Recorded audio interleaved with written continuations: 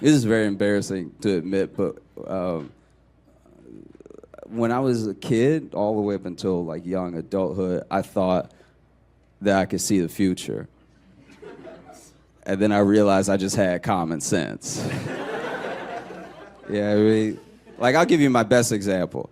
I had a friend from Chicago call me, and he told me he got his girlfriend pregnant by accident. And I was like, oh, dude, I knew you were gonna do that 3 years ago. And he was like, how? How is that possible? I've only known her for a year. And I was like, oh, bro, I knew you were gonna do that when I saw you walking around with no case on your phone. Like, I knew you weren't thinking ahead, you weren't taking precautions, you were living reckless, you know? You don't have a case on your phone, of course you're not wrapping it up. Come on, just walk around loose phone all day? Hey, thanks so much for watching. Please like and subscribe, hit the notification bell, and tell a friend. That would be a huge help if you tell people about it. Sharing is great. There's like a share button, but if you tell people, they might click on it. You've seen him all over the Daily Show. You've seen him on YouTube. I want y'all to put your hands together, put your hands together, put your hands together. Give it up for Josh Johnson.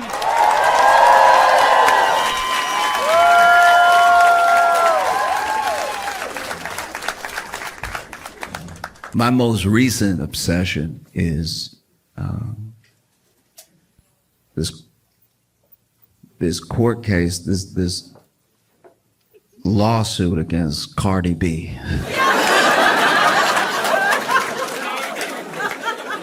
All right. If you're not familiar with Cardi B is a rapper, and she is also a national treasure. Cardi B is incredible, and this case is pretty wild. Basically, what is being alleged in this case is that Cardi B assaulted a security guard. It's alleged that Cardi B assaulted the security guard, and you hear both stories throughout the case. The security guard's story is that she was at work, you know, securing the building. And then Cardi B walks in, and then she's like, oh, Cardi B. And Cardi B didn't seem to like that she was approached, that Cardi B was like, what are you doing right now? Why are you in my face? And that Cardi B got nasty with her very quickly. And so they were in the elevator together, and she said that she followed Cardi B out of the elevator to clear up any confusion. I don't know if it was to apologize or anything, but she admits that she did follow Cardi B into the elevator and out of the elevator. And then she said Cardi B really lost it and started cursing at her and everything, and then started swinging on her and stuff, and that she got a little nick on her cheek from Cardi B scratching her face, right? And then the receptionist and the doctor that Cardi B was there to see, because Cardi B was in the building for a doctor's appointment, that they broke up the fight, and then everybody went about their way. But because of this assault, because of this nick on her face, she is suing Cardi B for about $24 million.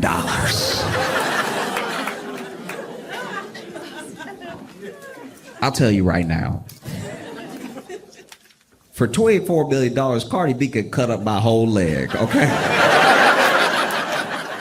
If Cardi B chopped up my leg and gave it back to me in a bucket, I would be like, you'll be hearing from my lawyer.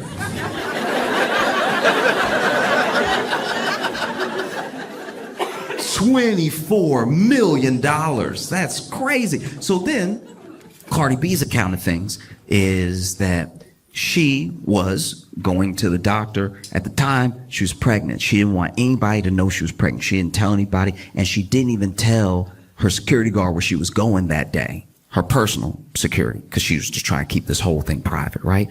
And even the doctor's office had blocked out time just to make sure they didn't have other clients coming in back and forth, and Cardi B was going to be the last appointment of the day, right? So Cardi B shows up to the building, and then immediately she hears Cardi B. And so already that's not ideal, right? Like that could happen at any time. Cardi B is very famous. But then she is getting in the elevator, and then she notices the person who screamed Cardi B got in the elevator with her and has a phone in her face. And so she goes, "What are you doing? Aren't you security?"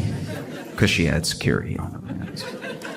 And then she's talking to her while she's in the elevator, and then she exits the elevator, and she said she can still feel this person behind her. So then she turns around, she's like, "Hey, what are you doing? Why are you recording me? You gotta get out of my face. I'm trying to go to the doctor." And then that's when the person who was recording her, the security guard, got real angry and was like, "I could do what I want. It's my phone. This is my building," which is a misunderstanding of what security is.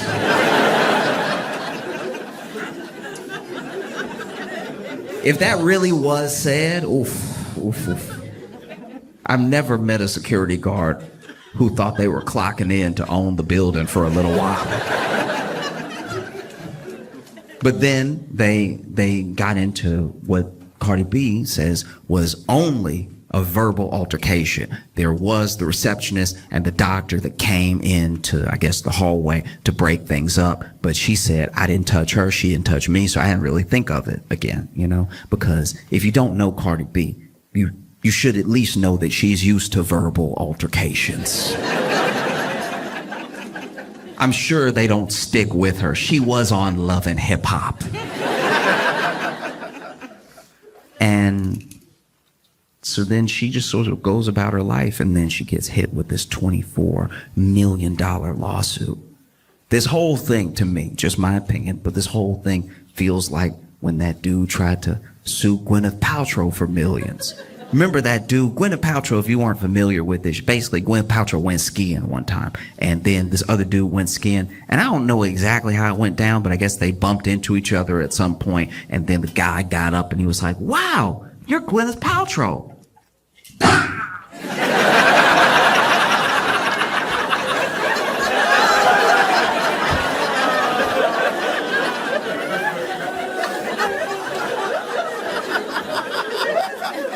Oh, I'm ruined.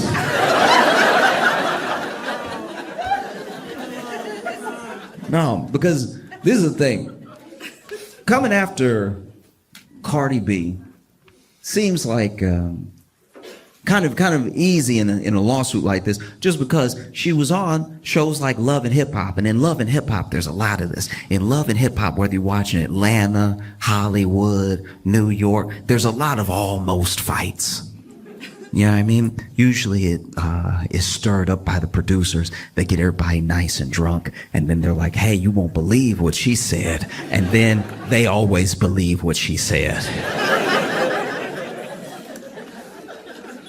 And so, Cardi B's been known to pretty much never back down. In fact, there was this old case. I don't think anything ever came to it in like a court sense, but Cardi B was doing I think it was a festival, could have been a concert, and somebody threw something on stage. Somebody threw like a water bottle, and this has happened a lot in like the past. I don't know. People lost their minds through COVID and everything, and now people sometimes even film themselves throwing something on stage. I don't know if it's like to get a reaction out of the performer, and every performer has a different reaction to it. There are some people who, as soon as something gets thrown, they walk off stage, show's over, and they don't even try to continue. There are some people that try to dodge it, act like it didn't happen. There are some people that try to dodge it and then try to find the person who did it and get security to kick them out and everything.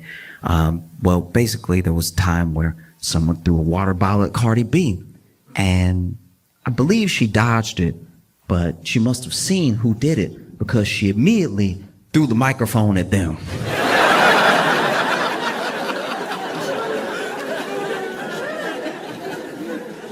They probably thought Cardi B was gonna be some easy pickings. They were like, "I'll throw my water bottle now. She's clearly unarmed."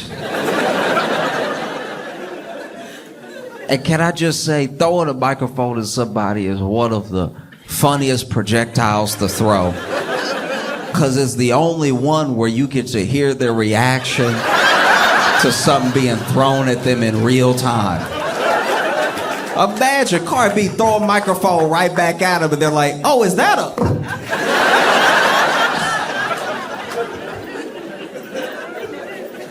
last thing the crowd hears before the show ends is, whoa, watch out!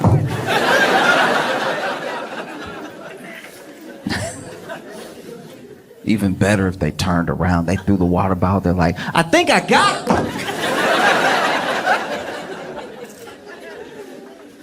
And so, they had this court case, and I don't know. Cardi B better than me. If I were me, I'd be losing my mind right now. $24 million for. That's what she's alleged. Like, the security guard is alleging $24 million. I don't even think I got $24 million worth of head. I think even if I was in a horrific accident, I'd probably only get like 10, maybe. And that's with half the head missing. $24 million just feels insane. And so, they go to court, and Cardi B's got a lawyer, security guard's got a lawyer, and security guard's lawyer does seem bad at this. I don't know the law. I'm not a lawyer. I don't even know some of the stuff they're saying. When they get into like the real nitty gritty, like the weedsiness of the law, I don't know what's happening, right? All I know from all my hours of watching Law and Order is that if you're a lawyer and you're talking in court, you're talking, right? And then the other side keeps saying objection, and then the judge keeps saying sustain, you're not exactly doing well. And that's what's been happening this entire trial. The judge basically sustaining the whole thing. Like, this lawyer for the security guard keep withdrawing his own questions mid-question because he can feel a sustain coming. And like, some of the questions don't have anything to do with anything. It's one thing if you're badgering the witness, or you're really trying to like rile them up and get them to admit something, you try and catch them in a lie or something like that. It doesn't even feel like that's what's happening. This dude will just be asking questions that have nothing to do with anything or the case. It feels like he's just a Cardi B fan.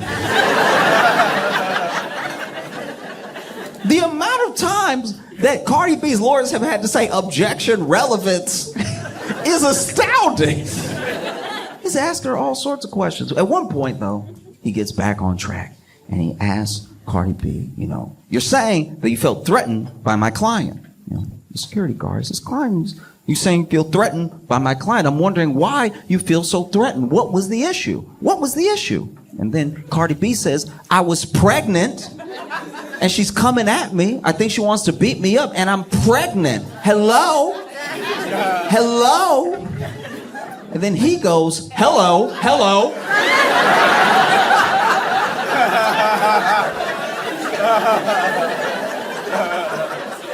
Hello, I'm here.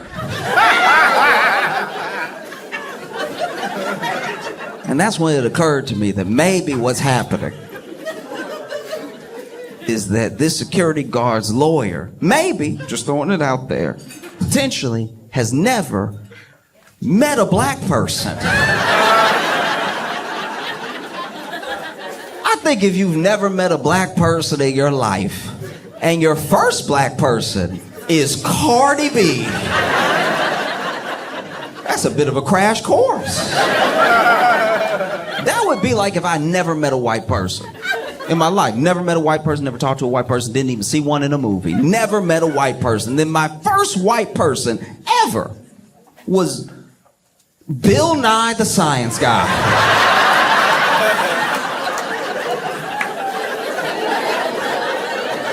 I think I might be walking away with some incorrect assumptions about white people. I think I go back home and tell all my friends and family, oh yeah, white people, they love space. No, they got a bunch of facts about turtles ready at the hip. Oh, and they love bow ties. Can't stop them from wearing a bow tie.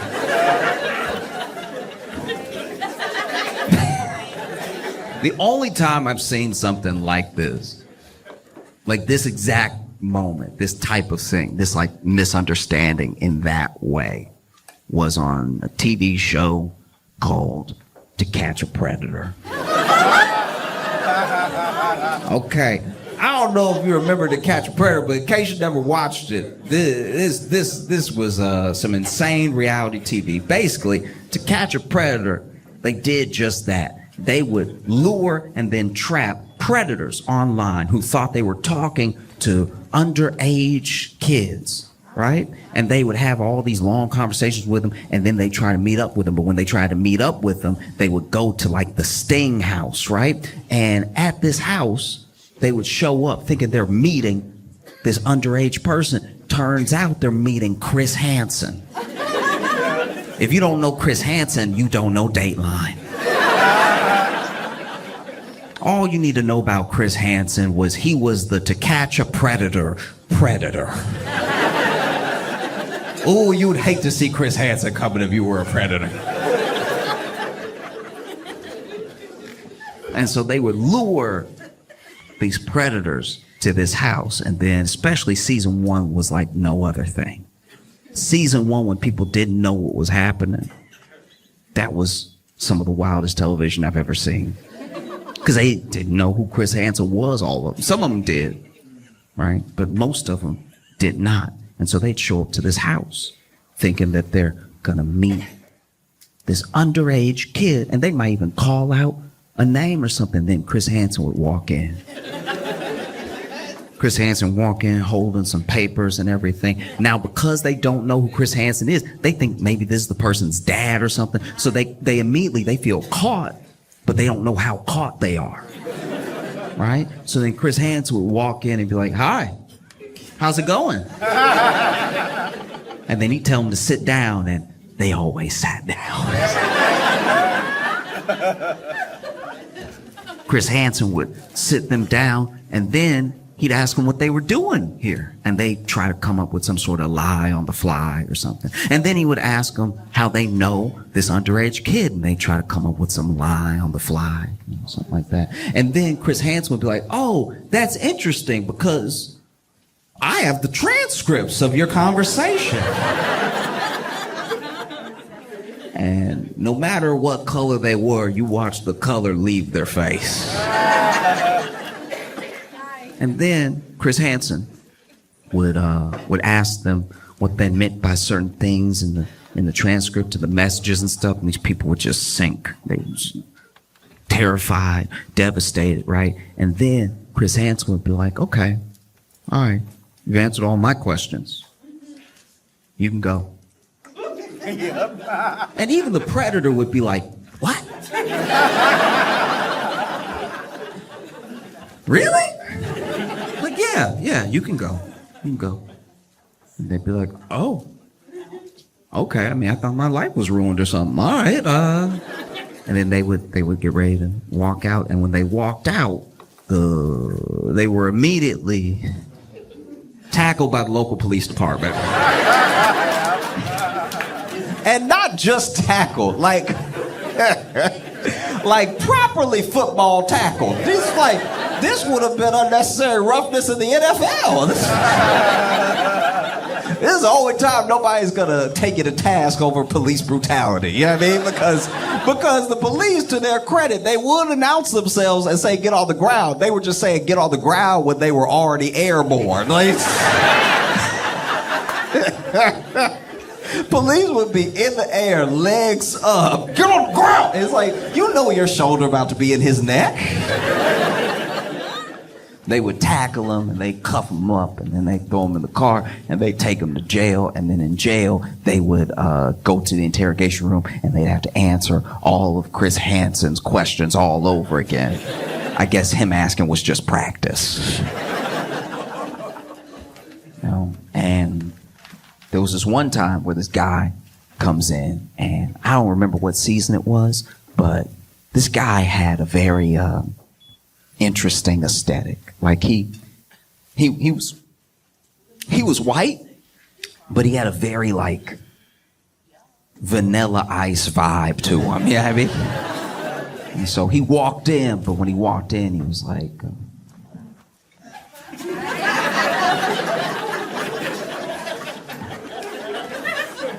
Chris Hansen walked in. And then when Chris Hansen walked in and told him to sit down, he was like, all right.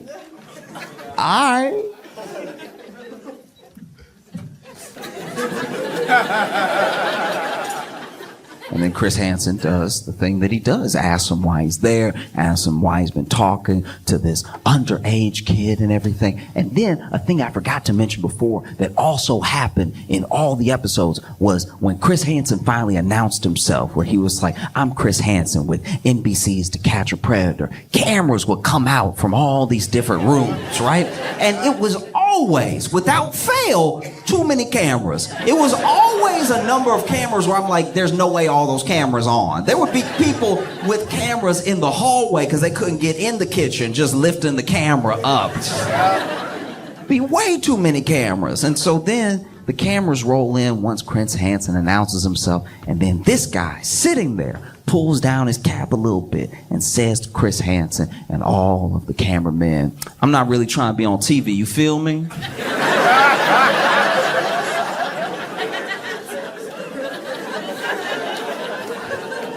Repeats it. I'm not really trying to be on TV, you feel me? You feel me? You feel me? And Chris Hansen, without missing a beat, this man says, I'm not really trying to be on TV, you feel me? And Chris Hansen says, yes, we are filming.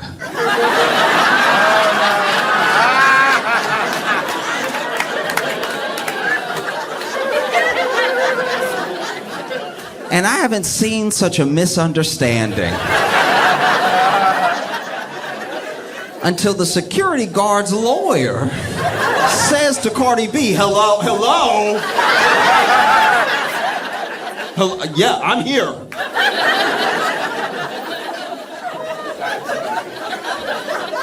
That man lucky. That man lucky. Cardi B at no point in her testimony hit him with a like that. That would have broken his brain. That would have ruined his life. He would have bent his knees. Oh!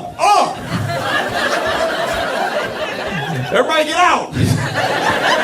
What's happening? No. Because once again, this dude is wild. This dude is asking her questions about things that have nothing to do with anything. At one point, I think he's really in his head.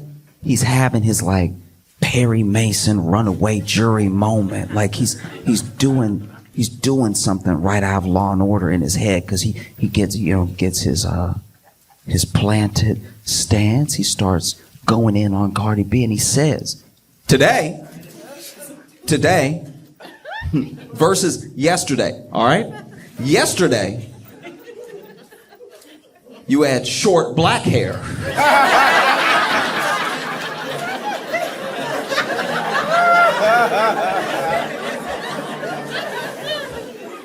Today, it's long blonde hair. 2 days ago, it was long black hair. Which is it? I don't know why he thought he had her. That was incredible. I don't know what I think he expected Cardi B to be like, I don't know. Oh no. What's happening? I thought he probably had some follow-up questions ready. He's like, if you're changing your hair, how do we know when you're not changing your story? All right? Miss Cardamom Basil. If that is your real name.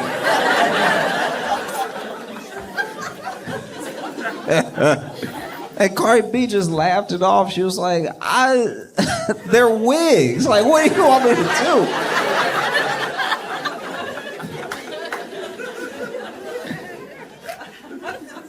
And then, he gets into the stuff that's more relevant to the case, and he's trying to grill her back and forth with question after question after question. And he finally gets to this point where he's like, why did you feel threatened? She says the pregnancy thing and everything. But he's like, you said yourself that my client is about your height. Why would you be intimidated by her? And then Cardi B goes, yeah, I mean, she's a little bit taller than me, but she's bigger than me and everything. And I don't know what she wants to do. Now it seems like this person wants to beat me up. I don't know. Like, I don't know if they went from wanting a picture to beat me up or just wanted to beat me up and record. I don't know what's happening, right? And so then this guy goes, why are you so intimidated by it? You're saying that she's bigger than you. What makes you say that?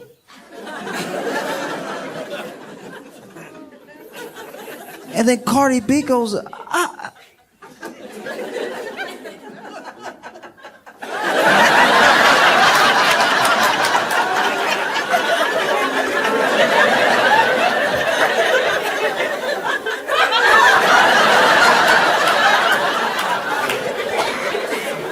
like, do I have to say it? No.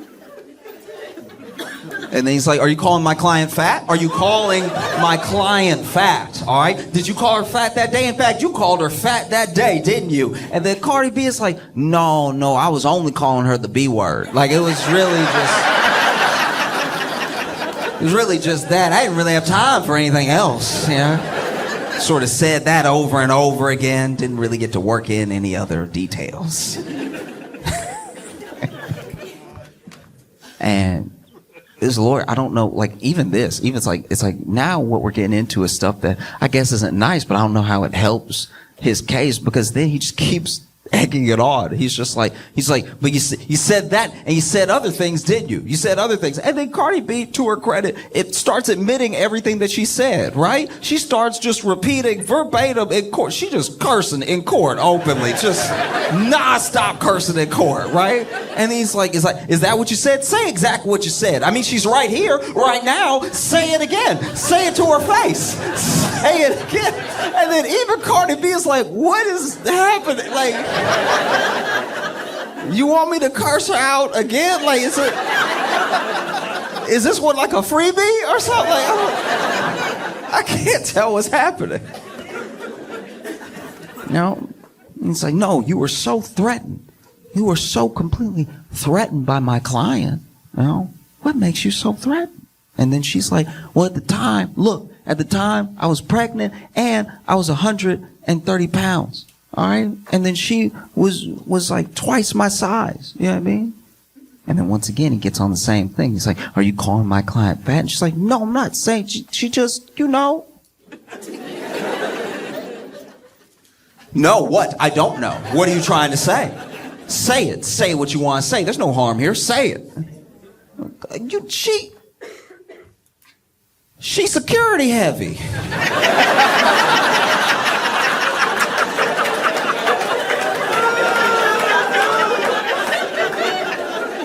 That's so much worse. And this man keeps going. He's like, what do you mean security heavy? What are you trying to say? She's security heavy. What does that even mean? And Cardi B is like, you know, she built like she protect buildings.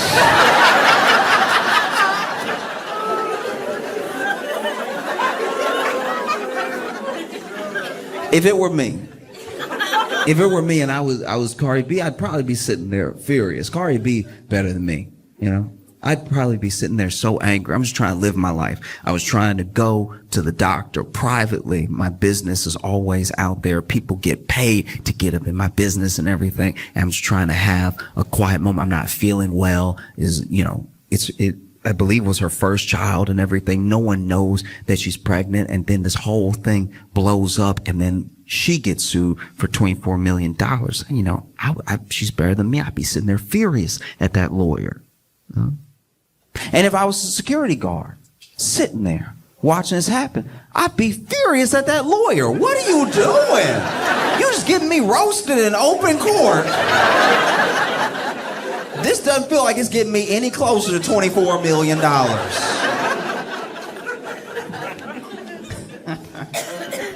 Oh.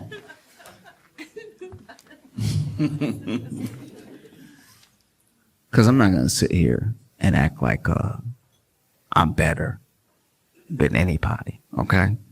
If times get tough, if things get rough for me, I run into George Clooney. It's just me and George Clooney in the hallway. I know I haven't been able to pay my rent or anything. Is his word against mine? I'm gonna see George Clooney. I'm gonna put my hand on the ground. Just gonna.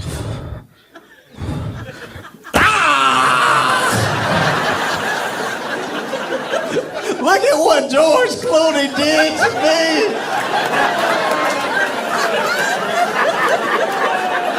Why would Ocean's 11's George Clooney do this? I thought he was a good man.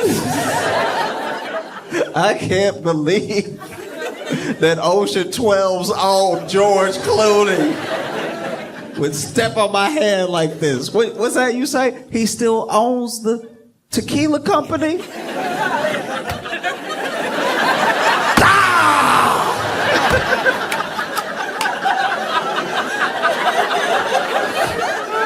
Oh. Oh no.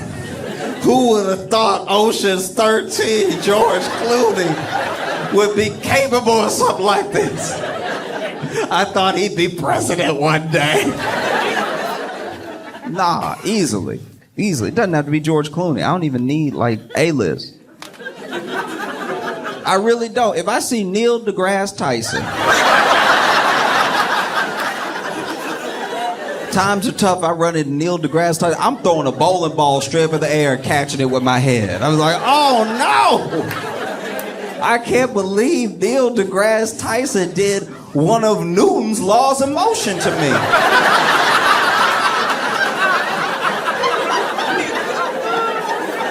I think it was the first one. No. Doesn't have any popular person will do, you know? If I see William H. Macy, I'm gonna run into a wall like that dude from the show Fargo. I'm gonna run right into. If I ever meet William H. Macy, he better pray we outside. Because if she's trying to get money out of Cardi B, you know, this is not the way. She over here admitting that she only got nicked. Just a little. That quick. That. And she said that she had to have 2 plastic surgeries. Even brought the plastic surgeon to court, and the plastic surgeon came into court with a picture, right? Now, the plastic surgeon, this is also why I feel like this case is bogus, because she doesn't have a picture of the scratch from the day that it happened. Her plastic surgeon had to come in and do a before and after picture, and honestly, I don't know if that dude, the plastic surgeon, I don't see what he did. Like, it's... Even when they tried to show the cut, like the little scar that Cardi B supposedly gave her, maybe they didn't zoom in enough. Like, I don't know but they had the little line pointing straight to it, and I'm squinting. It doesn't even look like Cardi B did $24 of damage.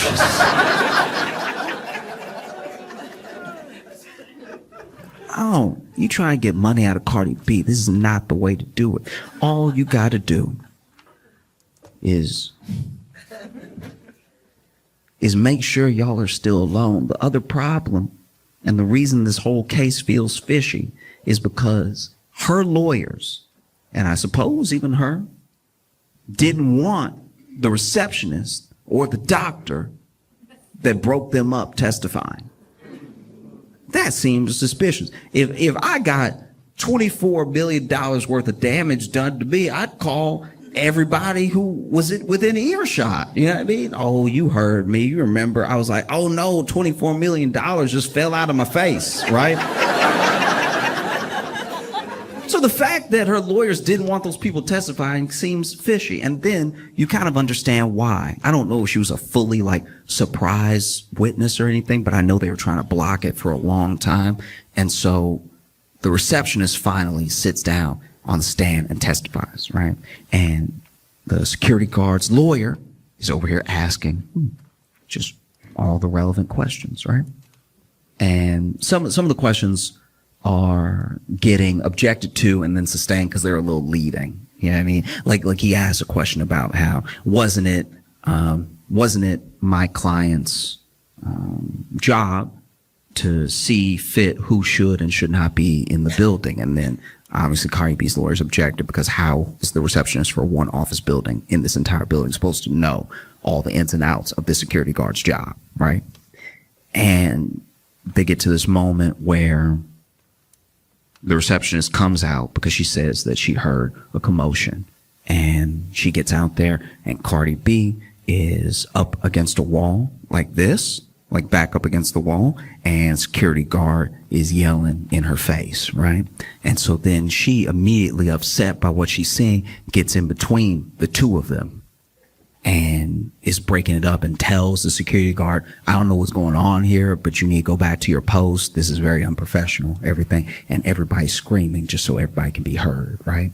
And the lawyer gets excited. He's like, and so do you think that this could be the moment that Cardi B scratched my client's face? And then the receptionist goes, actually, I'm really the only one that got hit out of the both of them. Like, I was... You know, you try to be a good Samaritan, but...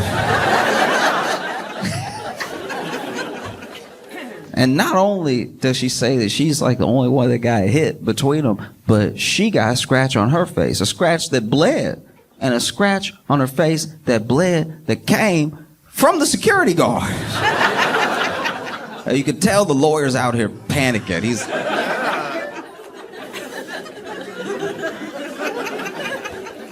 Whoops. Okay. All right. And so then he starts, in my opinion at least, sort of like badgering her a little bit with questions to try to like double back from the fact that now it looks like the only person that may have assaulted someone is his client. And so he then says, he's like, yes, but you also weren't there the entire time, so you didn't witness the entire altercation. Maybe Cardi B spit on my client before you got there. Maybe she scratched her face before you got there, but you got there and you broke it up and you say that you didn't see anything. But maybe something happened before you got there. You don't know. You don't know. And then the receptionist was like, yeah, I guess I didn't know what it was like to be there till I was there. Yes, I suppose. You got me there. Because it's not just the scratch, I should point out. The scratch is the main thing, but the security guard is also, to my knowledge at least, alleging that Cardi B got her fired as well. You know? And then they had the doctor testify. And I won't say that the security guard's lawyers tried to poison the jury, because they were pushing a narrative the entire time. And the narrative was that obviously the receptionist and the doctor would back Cardi B because she was a client of theirs, a patient. So it benefits them to back up her story, right? And they even say as much while the two people are on the stand, you know? But then the receptionist says, no, actually, the security guard hit me up and said we should sue Cardi B. And I was like, nah, because you started it. Which is also not great for a security guard's lawyer. He's over here, okay, well, look,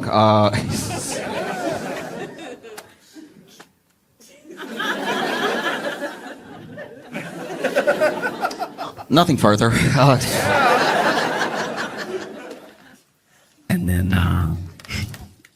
And then they had the doctor testify. Now, the doctor was the last to sing, so by the time he comes out, the receptionist is getting in between Cardi B and the security guard.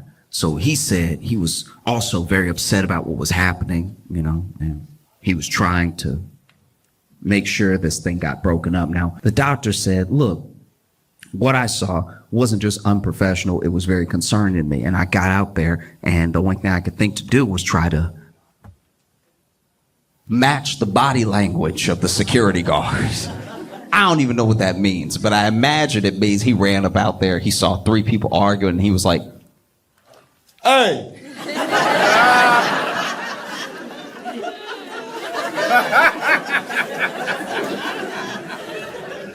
Cut that out.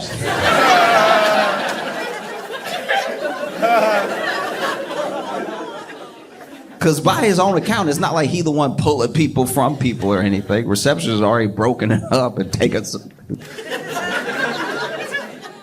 punishment, and so... And then took Cardi B in. They had their appointment and everything. And then he was so disturbed by what happened and what he saw that he reached out to Superior for the security guard and, said that soon after that she was taken downstairs during a shift and let go, right? And that also doesn't look great for her case because she alleges that Cardi B got her fired, and now this dude in open court was like, no, it was me. It was me. It was me 100%. And I guess I'm just coming from a place of if you really wanted to sue Cardi B for $24 million, you don't wait until there's other people involved that are all going to have different accounts of what happened. If you wanted to sue Cardi B for $24 million, you just walk up to Cardi B before she gets in the elevator and say, hey, Cardi B, how you doing? And then throw yourself down some stairs. that's going to be the easiest way to do it, Throw yourself down some stairs, all the while screaming out Cardi B singles for every step that you hit. You finally hit that last step. You're like, oh, why would top charting artist Cardi B do this?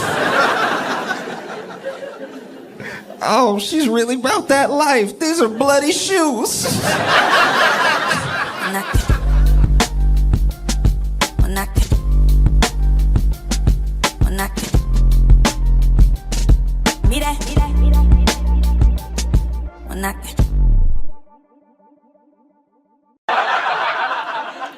I love visiting my white friends because they always got new pets.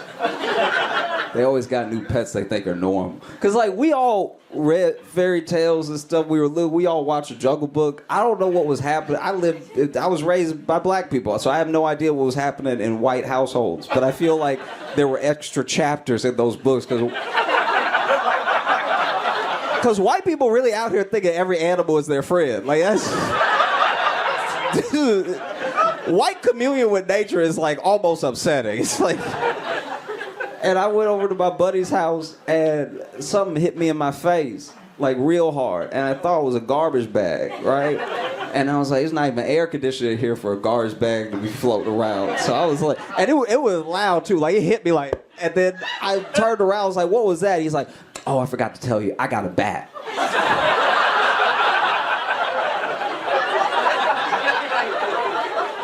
You got a what? He's like, no, I got a bat. I'm like, where? What? What the fuck? You live in a studio, you have a bat? Where's it even sleep? And he's like, Josh, it sleeps in the closet. He answered me like I was being unreasonable. He's like, Josh, it sleeps in the closet. That's insane. It really is. I got another buddy. He got his dog. This is the oldest dog I've ever seen in my life. This dog, 22. It's so old. You know how when dogs get old enough, their bark change? This dog bark bark. It's half scream, half bark. The dog is so old, it got human problems. So he take the dog to the vet and be like, oh yeah, his psoriasis acting up. God damn. What the fuck does that happen? And then the vet yeah, he's got a little bit of dementia. I'm like, dementia? This dog gonna be meowing in 3 days. That's crazy as hell. That dog went, bark, bark, meow. And it's crazy too because because his back legs, he didn't even have an accident. His back legs just done being legs. His back legs are like, bro, we 22. We are 6,000 in dog years. It's done. And so then they got him the wheelchair for dogs. You know what I mean? The wheelchair. But then, he don't really know how to use it, so he adjusts it. But now he can finally, really run again because it's wheel powered now. And So now he be running, but then can't fully control where he going. So then he'll be turning, and the shit look like Tokyo Drift. It's the dopest. It's the dopest shit I've ever seen, because the dog will get excited and start running, and they're like, no, no, no. It's like, it's just crazy, because like when you like, okay, this is where you won't like me anymore. At least with dogs, there's like that could be your best friend, but you can see, oh, okay, they don't have a quality of life. It's not good, so I'm gonna go ahead and, you know, take them to the vet and, you know, put them down and everything. And nobody wants to do that. It's a horrible thing. Like, I've had to do it for a pup before, and, you know, it's very sad. But it is like, I think it should go the other way. Because you know, every man in here got a boy where you like, he don't have no quality of life. Steve life in shambles, all right? Sheila left him, she not coming back. She happier now that she don't have him. So I think I gotta put my boy down. You take Steve to Disneyland and you just having a great day, and you like, all right.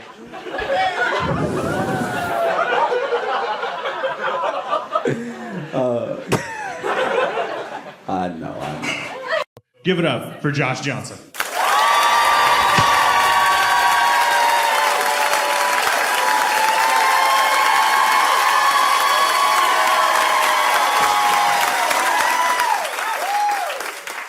I've been loving getting to watch in real time the indictment of New York Mayor Eric Adams. This dude sucks so much. It's so bad.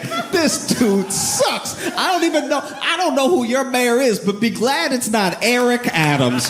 This dude is the worst. He's so corrupt. And it's like corruption. This is what's disappointing about Eric Adams' corruption, is that it's like petty. Do you know what I mean? We expect politics to be corrupt. It says a lot that we do, but a part of us, you know what I mean? And what does that say about us to a certain degree? I think about that a lot. What does that say about our expectations, that we expect corruption? You know what I mean? At lots of levels. You know, city councilman did this thing, president did this thing, whatever it is, we expect it. And then when people run, we don't really believe in them. Maybe if someone can make us believe in them along the way, that's the person that we vote for, because we're like, wow, this person's different. But different from what? The expectation is corruption, you know? And he's corrupt in a way that's truly disappointing.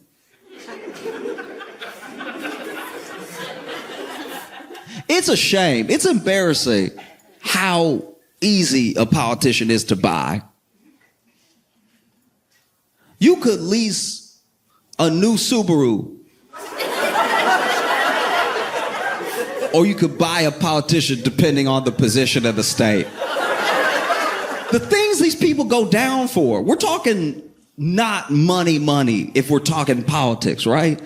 Like if I was a senator and I wanted to be corrupt, you'd have to get me good. You have to take care of me, because I might lose my job. I might go to jail. I need a nest egg to protect me. You know, something to look forward to while I'm in jail doing all that time for doing you a favor and being corrupt. Like, that's why I don't agree with it, and I'm glad he's going down for it. But Menendez makes sense. He took gold bars. That's cartoonish corruption.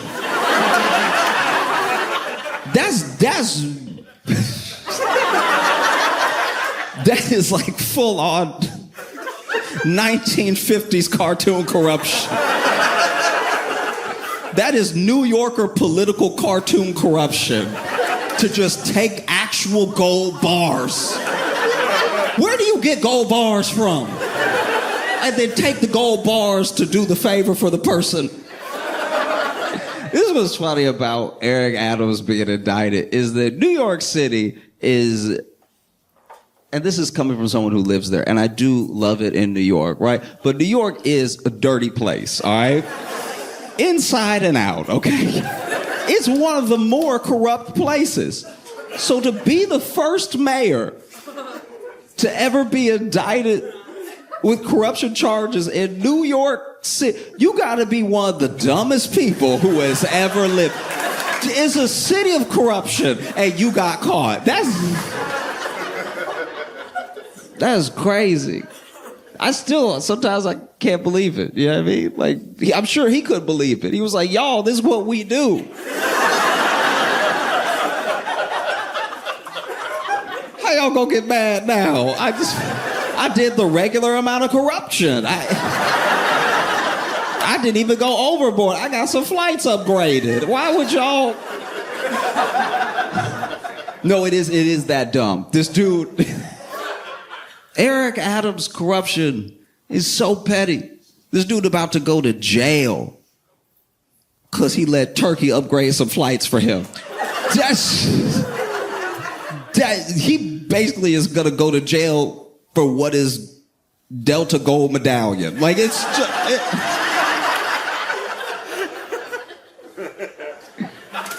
It's very petty. Some nice meals, some flights. That's great. That our mayor, New York's mayor, all it took to buy him was just treat him like a bad bitch for a night. Like, it's... Do you know how embarrassing that is? Do you know how much money is in New York? I need at least 6 skyscrapers to be as corrupt as Eric Adams. I'd be like, take care of me. No, I need land. What are you talking about, a flight? A flight where I might fall asleep and miss my corruption? No. Because sometimes you get upgraded by your airline, you get all excited, you like, oh, I'm sitting in, got the extra leg room and everything. I can kick for no reason and stuff. And then you wake up at the destination and you're like, dang, I didn't even enjoy the free glass of champagne and orange juice. That's his level of corruption. It's so dumb. He sucks. But Eric Adams started as a cop, right? And I actually watched this video of him. It was a very entertaining watch. Basically, when he was a cop, he did a video. Maybe he was still a cop. I don't know. Maybe it retired. But anyway, he used his police expertise to make the video. And it's basically a video where he shows parents how to search their children's rooms for drugs and guns, right? And the thing that's amazing about it is that clearly one of two things happened. Either Eric Adams told whoever was shooting the video to just go fill a room full of crack,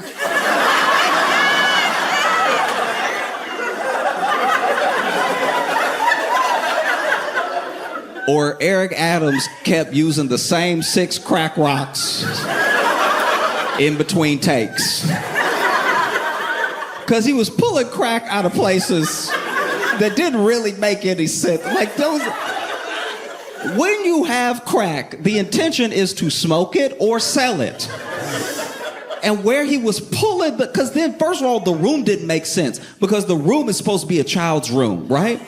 But the room has stuff for a kid that's about to head off to college or somebody in preschool. Like, there's just too much going on in the room. The room makes sense if you were never going to leave that room for 26 years. Like, it doesn't... The room did not make sense at all. So then Eric Adams would do weird stuff, like he'd be like, looks like a regular tricycle, right?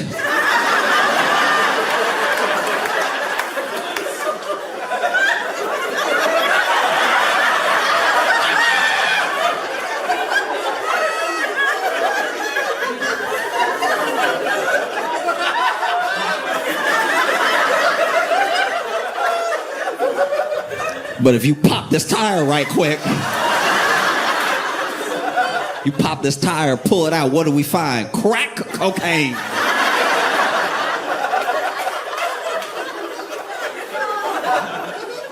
It was incredible. Like, looks like a regular doll, huh? But if you stab it in the back and rip it open, what do we find? Crack cocaine. And honestly, like, look, I even get the spirit behind what he's doing. But if your child is on crack, there will be other signs.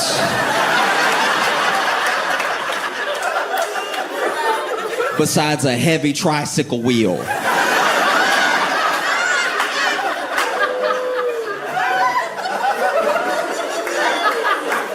I've never seen a kid on a bike with a flat tire and been like,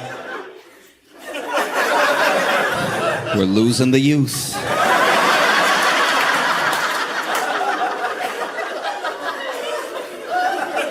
It's insane. This dude is over here going, a simple jewelry box. But if we open it, what do we find? A loaded gun.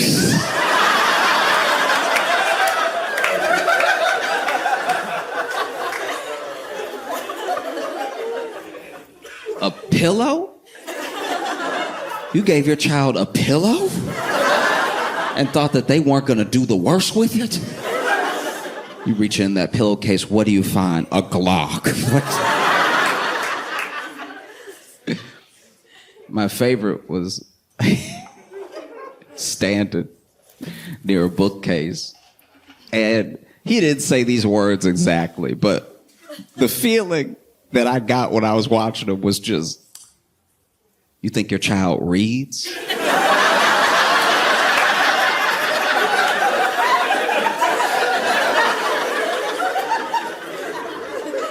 You think your little baby boy, baby girl reading in here?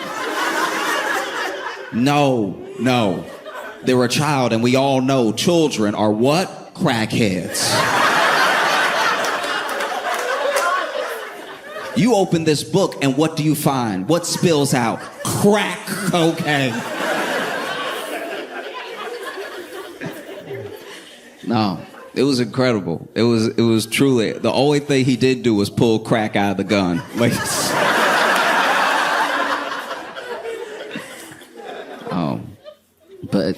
and I can't stress this enough. Eric Adams is like terrible. He really is. Like, he really is. He's the worst. It's so bad. He sucks.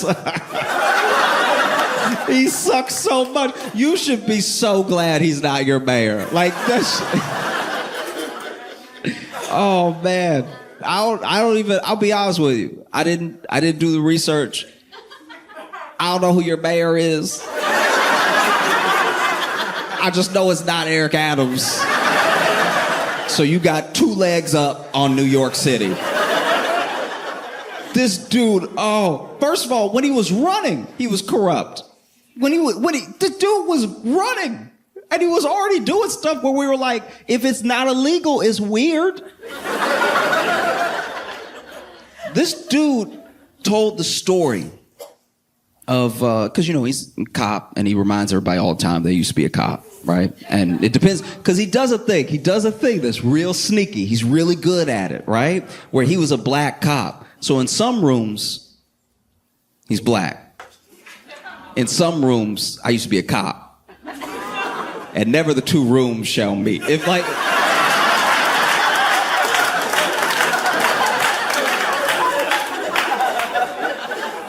It's crazy. Okay, so this dude, when he was running, would tell the story of a fallen officer, right?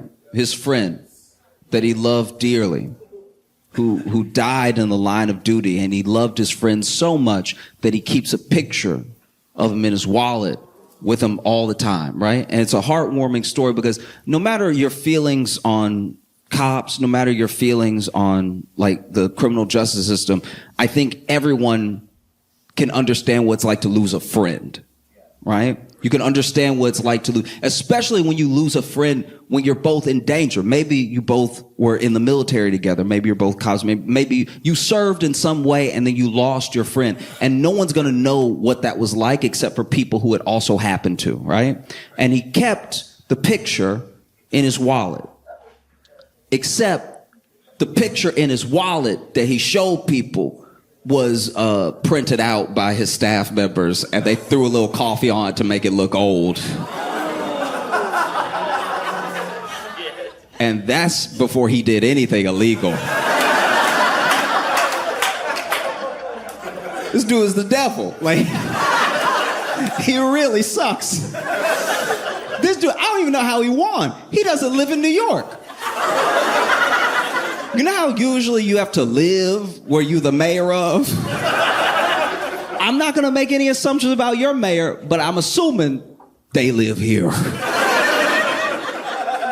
I imagine your mayor doesn't actually live in Illinois. That would be weird, right? To come over and be like, hey, I'm here with y'all. We're in this together. I'ma go, though.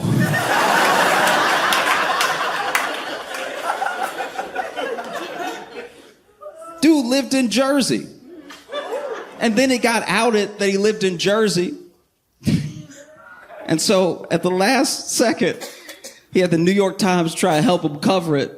And they did a profile of him at his house in Brooklyn that he was clearly walking into for the first time. This dude walked in. You could tell he had never been in there before. He over here like, and as you can see, my wall. If you don't have one, you gotta get one. All right, these walls are fire. This dude walked in, and clearly, whatever staff was trying to help him look like he lived there, I feel like they tried to like Ocean's 11 it and like did it a little too late, because they were clearly moving stuff into the place to make it look furnished. But then he probably called them and told like, hey, I'm on the way now. Y'all got to get out, because the apartment did not make sense. You walk in, and in the living room is the bed. That's an intern who had to drop the bed, like, as they, like, what?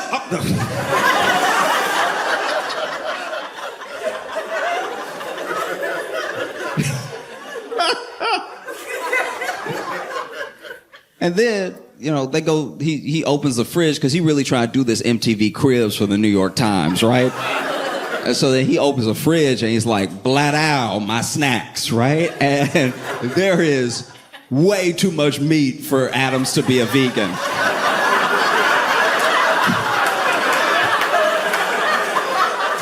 There's so much meat. It looked like it was stocked by Hillshire Farms. There's way too much meat in there. Not even mistakable meat. Not even like, oh, I thought the Impossible Burger. Like, it was full on meat. And when they ask him about it, he's like, oh,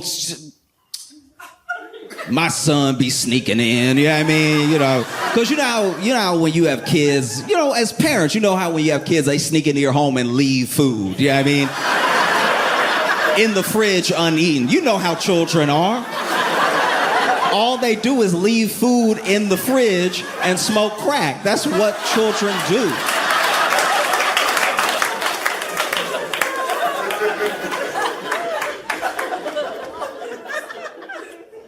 This dude is the worst. This man brought back stop and frisk. If you don't know what stop and frisk is, it was practice in New York where basically the police could stop you at any time and frisk you, check you for drugs and weapons and stuff like that. It was very popular under like Giuliani and stuff, but it was like found to be pretty disproportionate because they would just stay in one place and check everybody there. You know? So it was just black and brown people. It was mostly black and Hispanic people that were like stopped and frisked. And it didn't even really work because the people with guns and drugs were like, I'll stay home. You know, they found when they did studies on it that, you know, more often than not, it was men, over 9% men. So it's like 99.3% men of the stop and frisk. And then also in the 90s were black and brown people. So it was like, I think like 5% white, right? Which is just go all over New York. You're allowed to stop and frisk. Just stop and frisk everywhere. Just do the Upper West Side. Do you know what I mean? Just be like, hey, what's in the briefcase though? That could be full of anything. But they didn't, so it was found to be like an unconstitutional practice. It was found unconstitutional in 2013, and the New York police like disbanded it fully in 2020, and then Eric Adams brought it back. Which is odd, because this is my thing about Eric Adams, and what I mean about that chameleon move that he does is that Eric Adams, I don't even know the exact particulars of the story. All I know is that he was arrested when he was a kid. Some people say he was a member of a gang himself, right? And that he, got beat up by the police. He tells this story of being a victim of police brutality at like 14, 15. Him and his friend got caught. They had done two things. I think they had stolen some checks or something, and they stole something else, and it was when they were trying to cash the stolen check they got caught, and basically they got beat up at the police station. And apparently the way that I believe Eric tells it is that these white cops were beating him and his friend up, and then a black cop came in and told him to stop. And he was like, and that was the moment I decided that I wanted to be a police officer, turn my life around, everything, because I just saw the way that black cop moved, right? He's like, I saw the power, the respect. I saw the fear that people had, and I was like, that, okay. It's a weird thing to pull from that lesson, but all right. We're all our own people.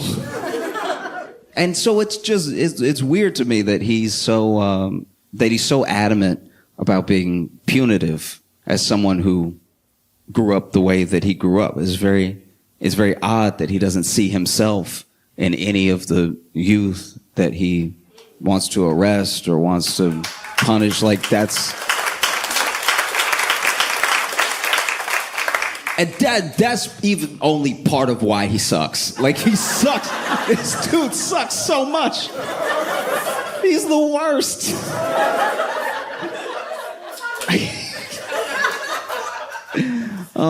They opened the investigation into Eric Adams the way that the feds do, which is quietly.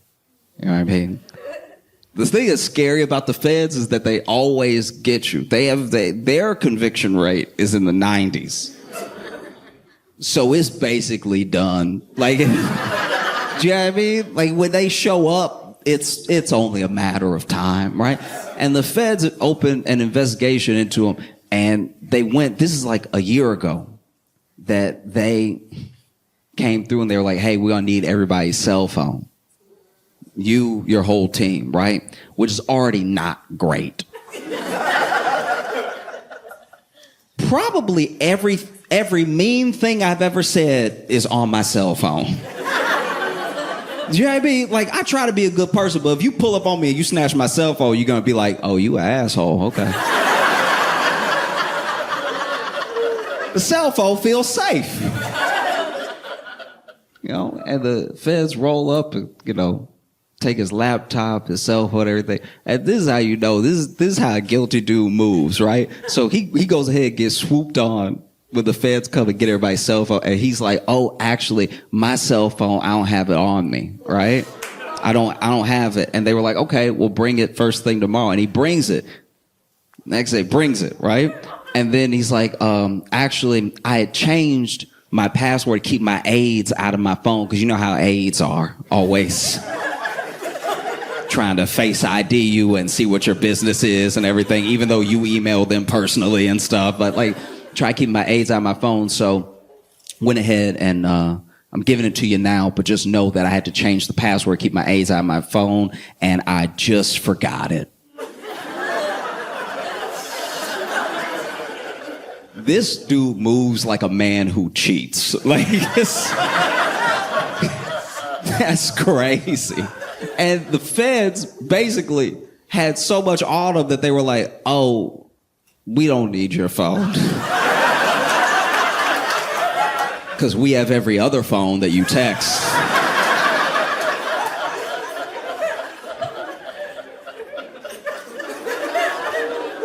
Ooh. There's even instances of Adam's aides knowing things were illegal and then being like, y'all, this is illegal. They said it in the text, but y'all, this is illegal. I don't think he'll want to do it. And then you know that text bubble?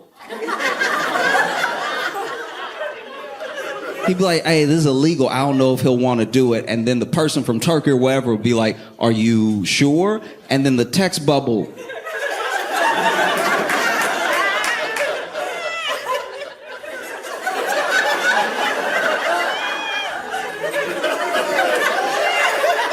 That bubble be cooking, right? That bubble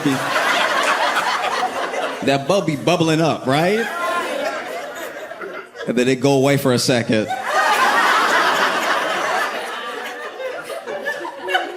And then it come back and be like, never mind, he's down. The amount of times that his aide said to other people, this is illegal. And then several texts later be like, so when are we? It was incredible, man. It's really fascinating. And then there was like, I think it was like one of his campaign aides, one of the people that worked under him, was being interrogated. And as soon as she realized the interrogation wasn't friendly, she was like, can I go to the bathroom real quick? And so they were like, yeah, sure. And then she went to the bathroom and apparently started mass deleting as many text messages as she could. But then she was in there so long that the fans were like, she deleted text messages. Like, nobody got a boo-boo that bad. Like, I mean, who knows? Maybe she is shitting herself, but not. I can just imagine you realize your boss about to go to jail, you might go to jail too, and now you in the bathroom just, I'll be right out. Oh, it's bad.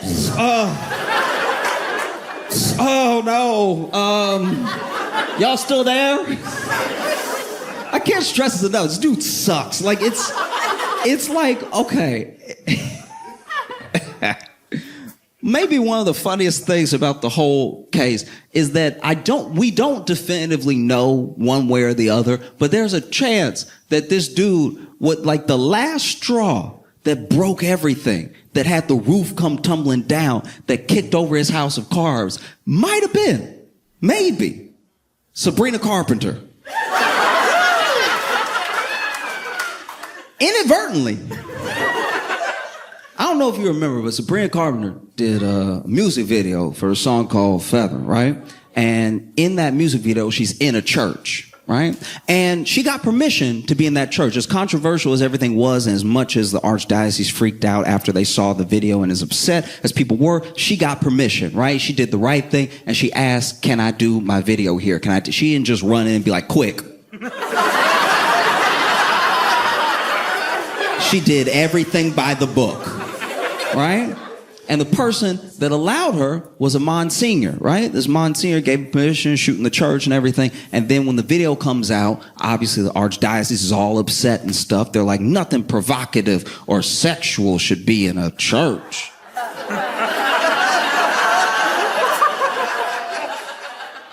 That's what they said. Don't get weird with me.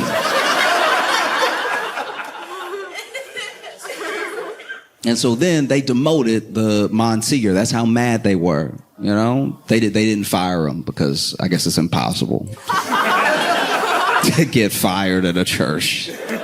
You know, anybody else, any other job, they would have been like, you gotta go. But Catholic Church, they're like, no, we'll move you. Don't worry. And basically, one of the things that came from that whole thing, especially how public it was the feds subpoenaed the archdiocese over the Monsignor because he had connections, like as in a relationship or maybe even a business relationship with Eric Adams' chief of staff, right? And so they were like looking into it, and then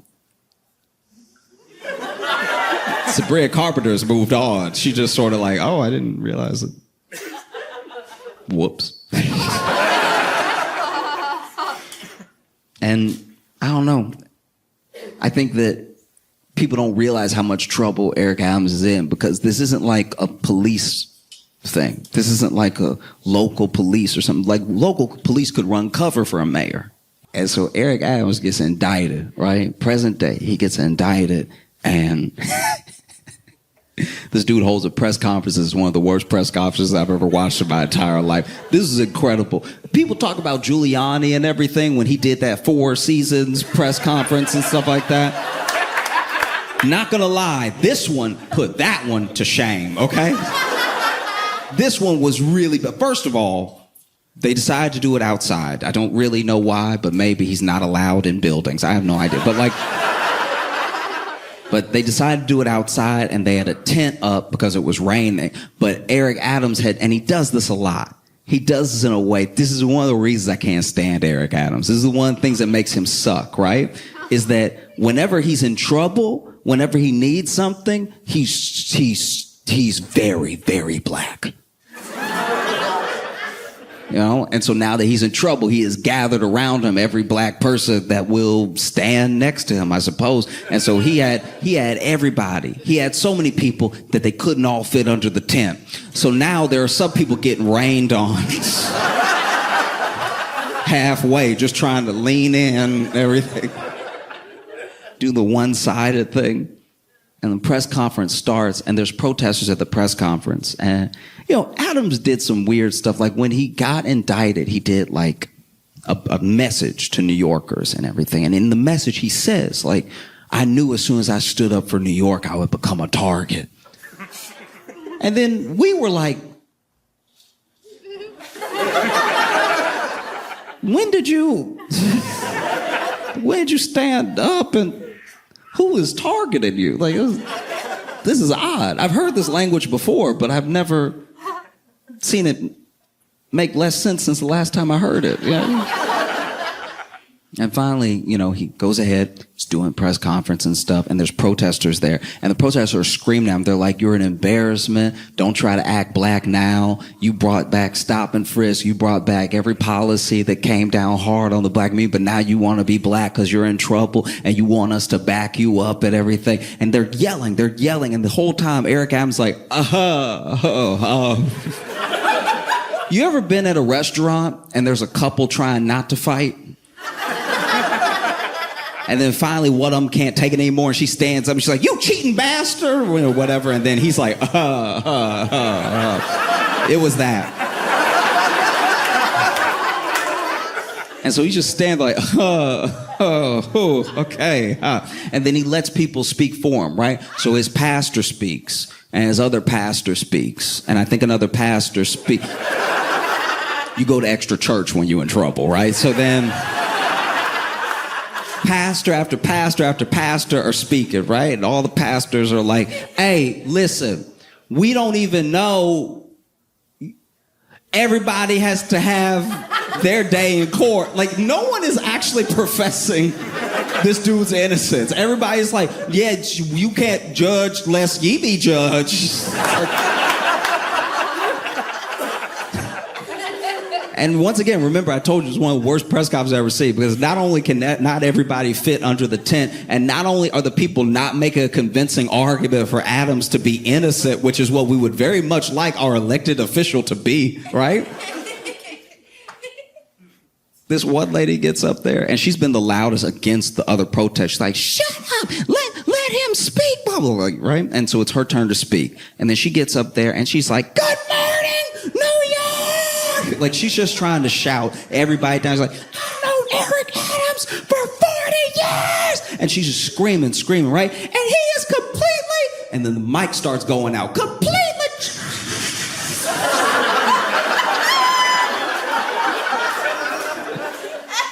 And another thing... And he's not corrupt with a... Thank you.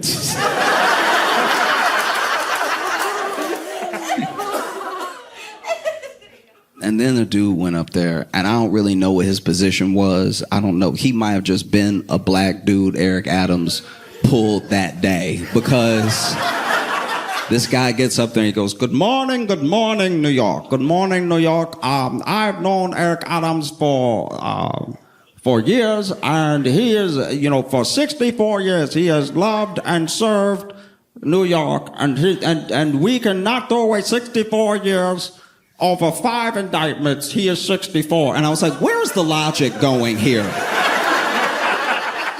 You want that dude to be innocent because he's 64? Like, is that? There's no way he served 64. He just is alive for 64 years.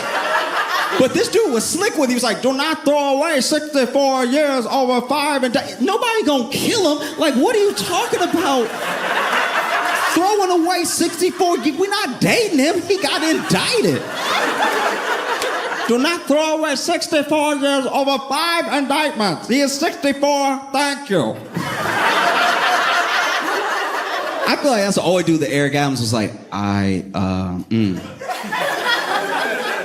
probably should let that be a tweet. And then it's Eric Adams' turn, right? And then counter protesters are yelling. They're like, you're an embarrassment. You're an embarrassment to black people. You are an absolute embarrassment to the city, okay? You trying to make it a black thing. It's not a black thing. It's a you thing. You're corrupt. You're corrupt by yourself. It's not a black thing. It's a you thing, right? This dude's screaming. And he's like, what? Why is anything you're saying different from Trump? You're talking about you stand in the way. Stand in the way of what? You corrupt by yourself, right? And then Eric Adams like, and then he starts taking questions, right? And some of the questions were, you said that as soon as you stood up for New Yorkers, you would become a target. Who do you think you're a target of? Like Homeland Security, or what? There are government bodies that are serving you this indictment. Who do you think is targeting you and why? And then he was like, that's a question for the federal government. And I was like, okay, not a great start. And then he goes, let me just get something clear right now. All right? And then the mic cuts out completely. It's like, I just want to say to y'all,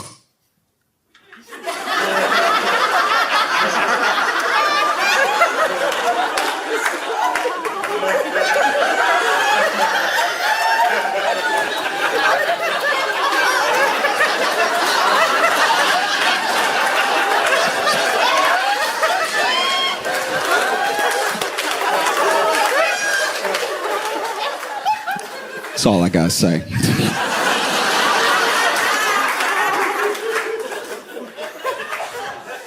This is incredible,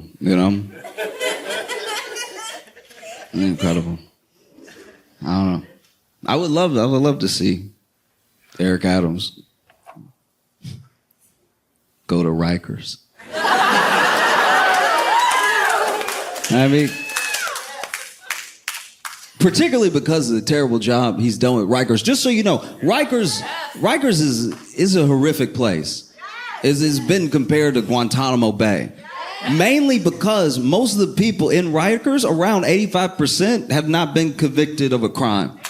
They just cannot afford to get off Rikers. They can't afford to pay bail and stuff like that. But they sit there until the trial. And the trial is sometimes 8 months away, 9 months away. So they're potentially innocent people just sitting there, rotting in a jail in terrible conditions because they just didn't have money. Any one of us could not have money. Most of us don't have enough money for the things we would like. So that's how close we are to being them. And it's so bad that there's a federal monitor that's like over Rikers. And Eric Adams has worked with Rikers to subvert everything that would have them comply with the federal monitor, right? It's horrific. And all they've really done is like try to throw money and staffing at the problem, but then money and staffing have become the problem because now Rikers is such a cushy job that there are a lot of people who don't show up for work. So now they really are wasting money because they'll be understaffed on a day where everyone is scheduled and then everyone calls in sick. And then people die at Rikers. People die every year at Rikers. It's absolutely insane. And the staffing If I'm correct, maybe I'm wrong, right? But last time I looked it up, the staffing was like 2-1. No jail has 2-1.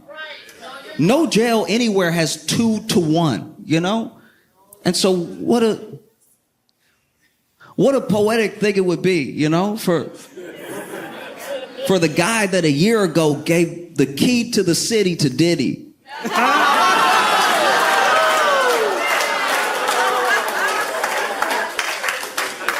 To also be like indicted and charged and sitting in Rikers. Rikers it'd be dope to see Eric Adams at Rikers. They just, he gets there and they're like, "What's up, buddy?"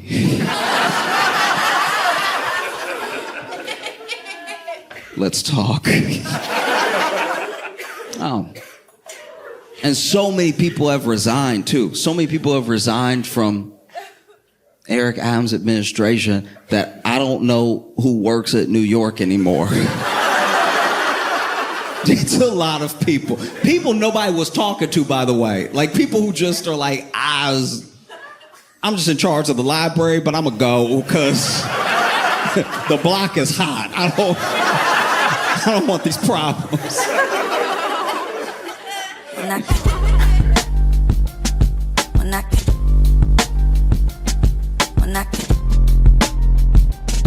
Mira.